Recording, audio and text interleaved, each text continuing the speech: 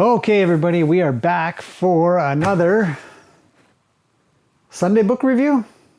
This is our third, with many more to go. I also thought about, I actually had a comment come in and somebody said they fall asleep rather easily with books. So do I, actually. And if I have any video series reviews to do, maybe some recommendations, and I do. So I'm going to do that next time. This one was already in the plans, so I'm going to go over this book. But the next video, I'm going to go over a set of videos that you can buy that I would recommend if you want to learn about. It's going to be about horsemanship stuff. So, but today we're going back to doing horse health, not hoof stuff, health stuff. Last time was hoof stuff. I still have that book here. Check out that review, I'll link it below. But today we're going to be talking again about health of the horse because it's pretty important. There's a lot to cover, there's a lot to think about, lots to do to understand if your horse is feeling unhappy, in pain, stiff, sore, those kinds of things. So this week's book is called Beyond Horse Massage. Now, if you haven't heard of this guy yet, I recommend you at least go check him out. He's got a YouTube channel as well. I'll link that below. And there's lots of really cool information in there that may give you an idea whether or not you even want to try any of this. It did for me when I was checking it out. I thought, oh, that's pretty good. I actually really like that. It's interesting, kind of weird. And I was quite skeptical, but I did go ahead and buy the book, obviously. And I've read a lot of it. You can kind of go through this book. You don't have to go through it in perfect order. You can kind of go here and there a little bit. So while I don't believe I've read everything in the book, I have gone back and forth a lot. And I think I can give a pretty good review of what I think of this book and why I would recommend it in your library of books about horses if you are so interested in understanding a little bit about horse massage and a lot about horsemanship. Jim, I think, is probably a true expert in understanding what horses are thinking, how they're going to react. And I can't stress enough, the better you are prepared for the unexpected, the more expected it becomes, which means you're going to be prepared for, you know, anything that kind of could happen. Being able to read your horse and understand what they're doing, when they're going to react, whether it's a tail swish, an ear movement, blinking, you know, all the way down to the little tiny minuscule little behaviors that they have that will give you an idea of what they might do next. So, okay, let's talk about this book now. Beyond Horse Massage, it's not a very big book. I really like this book, the style of it, because of the way it's laid out, but also actually I really like these types of bindings.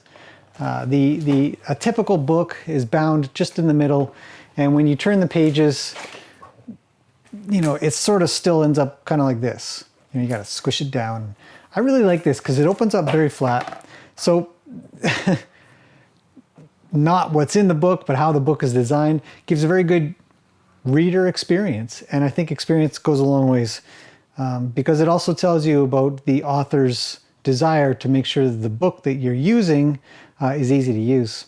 So that speaks volumes to me. So with that, let's talk about what's in this book and why I think it's a good idea to at least read over. Even if you don't want to massage your horses, even if you think that massaging horses is hokey or you know, it doesn't have a lot of value, you may be surprised at some of the material you'd find in here that you might think, maybe I'll give that a try. Let's see what happens. Let's test this out. Let's see if it's just an anecdote or if it's verifiable scientific proof of things that happen. Now, I believe the latter.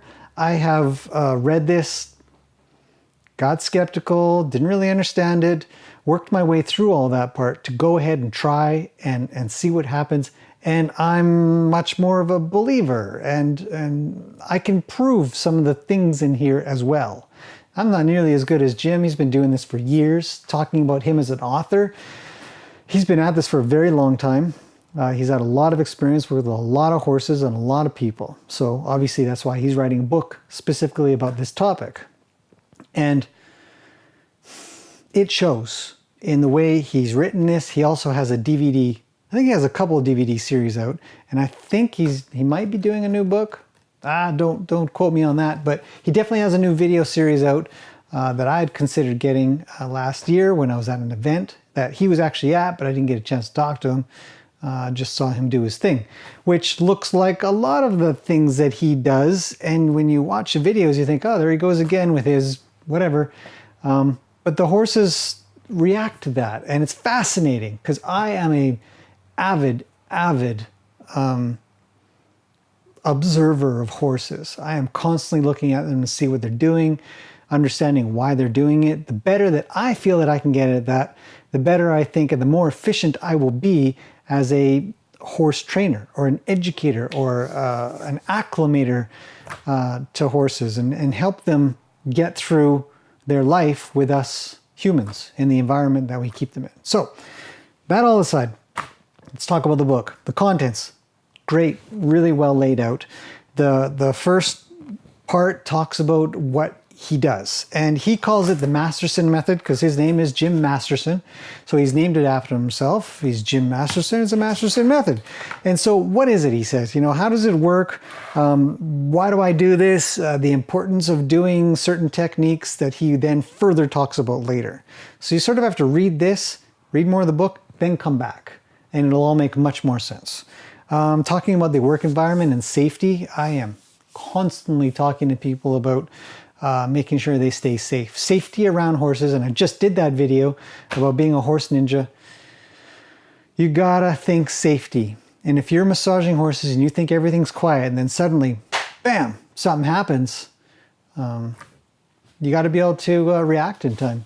So, but massaging horses and taking care of them in this way, this relieving stress, relieving muscle stress, usually requires being pretty quiet.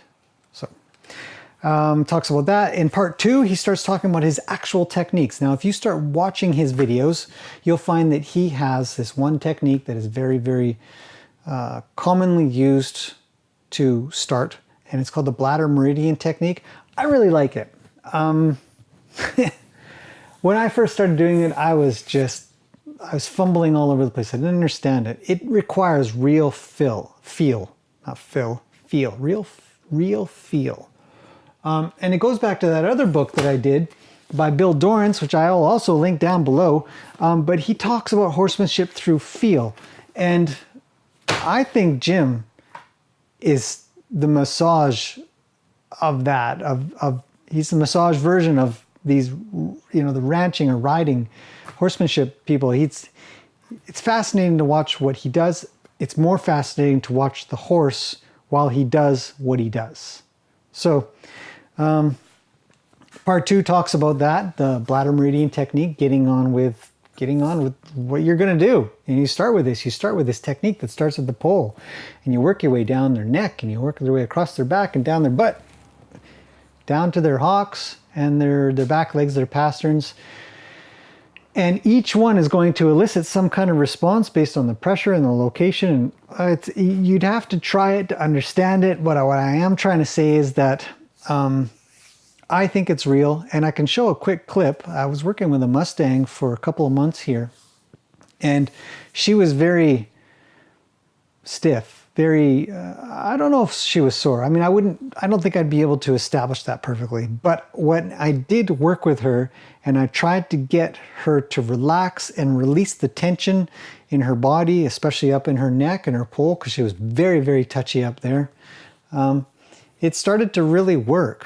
And there's this one point where I actually messaged Jim and I said, what is this? What happened here? So I'm going to show you guys that, and you can see that as well.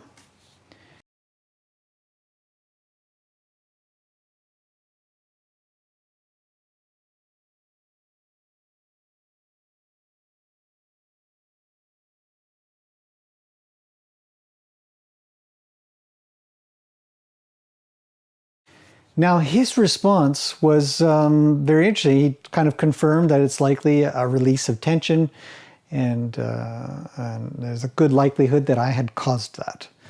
or encouraged it to happen. I thought, wow, that's pretty cool to happen.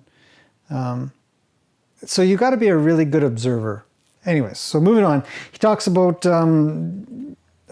working each part of the horse, the front end, the neck and shoulders and the withers, and then the hind end, and then the horse's back. Now, a lot of people are having problems, or at least wondering, does their horse's back hurt? And you talk about saddle fit. I'm going to do a saddle fit book soon. And talk about you know, how you exercise them, whether they're unbalanced left or right. And so all of these things can be looked at and taken into account when you make your changes. And so he talks about that really, really well. And I wouldn't say this is a super advanced book, but you have to pay attention to what's going on. And then part 3, he moves on to some of the experiences he's had. And just like in the rehabilitation, well, this is rehabilitation. This book is about rehabilitating muscles and nerves and stuff in the horse. And just like in the rehab world, you're going to get special cases. You're going to get case studies that really stand out. And he's got a lot of experience. He's been doing this for a long time. And his stories and his experience really follow through in this third part, where he starts talking about what it says here: performance problems, the primary issues, the secondary issues, finding what the problem is, whether or not the horse is. Let's go through some of these things. Lead problems: sore or rigid back, resisting the bit, heavy on the forehand, not stepping under behind, holds head crooked to the side, intermittent front end lameness. Now, the careful part about this, all of this, in my opinion, because I work a lot with hooves. And so I see the hoof. I see problems there that are likely affecting up the way. And I'm going to do a more in-depth video around this probably pretty soon. But it doesn't just mean that if you solve the back and the nerve problems, if you haven't solved the hoof problems. So he doesn't get into that, but he does talk about it a little bit. Checking out if a horse is girthy or cinchy. That happens a lot. Head shy. Doesn't bend in the body, bucks or rushes around, other behavioral issues, hitches in the gait, drags a toe, less agile and flexible, and more lazy and unwilling. All of these things are sort of symptoms of something, you know. And then his last section, he talks about the body work for different types of horses: barrel racers, dressage, eventers, endurance, hunter, jumper, standardbreds, thoroughbreds. And he's got advice for all of these things because he's had experience in all of them. I really, I mean, I can't recommend, if you're interested in figuring out, you know, horse massage at it's very interesting level. Very interesting techniques that he has going on. But not just that, also understanding the horsemanship side of this, where you have to read your horse. You have to understand what they're thinking, what they're doing, what they're going to do. This book is great, and it's full of pictures. I mean, chock-a-block full of pictures. And you can see here, you know, this is one page, and I think every page in here has pictures.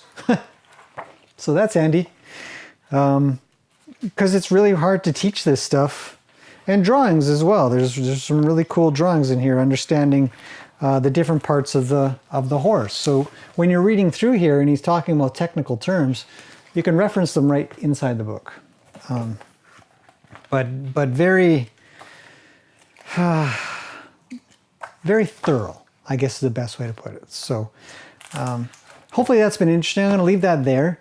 And let me know what you think. If you guys happen to own this book, if you're thinking of buying it, if you think that it's no good at all, maybe, you know, if the techniques or ideas just don't fit your needs, I'm kind of curious about that. I kind of want to know. So if you have any comments or even questions or thoughts of your own, I'd love to hear them. Stick them in the comments below. Let me know. I respond to everybody that comments. So thank you to everybody who has commented so far. Again, I really appreciate it. So anyway, so again, that's Beyond Horse Massage by Jim Masterson.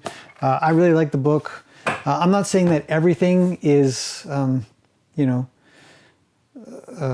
accurate to what I would do, or, you know, but there's some really, really good material in here that, you know, like everything that we learn, everything we read and everything we watch, we can take bits and pieces, and it can only improve your own horsemanship and carry on down the line to riding or whatever your activity is that you do with your horses. So anyways, I hope you guys like that.